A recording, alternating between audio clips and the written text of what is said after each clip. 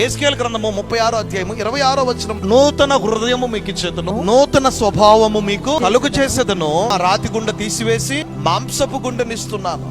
దేవుని సన్నిధిలో కూర్చున్న మనకి దేవుడు నూతన హృదయాన్ని ఇస్తున్నాడు. బహుశా ఏ భారమైనా నీలో ఉండొచ్చు, ఏ కష్టమైన నీలో ఉండొచ్చు, నీ హృదయం నిండా పుట్టెడు దుఃఖం ఉండొచ్చు. అయినప్పటికీ దేవుడు ఈ రోజు నీతో మాట్లాడుతున్న ఒక ప్రత్యేకమైన మాట ఏంటంటే, నేను నీకు నూతన హృదయమును నూతన స్వభావమును మీకు కలుగజేసి రాతి గుండెని తీసేసి ఏమిస్తున్నానంట, మాంసపు గుండెని ఇస్తున్నాను. నీ హృదయం అనేక మార్లు ఏమైపోయింది, తగిలిన దెబ్బలను బట్టి కఠినపరచబడింది.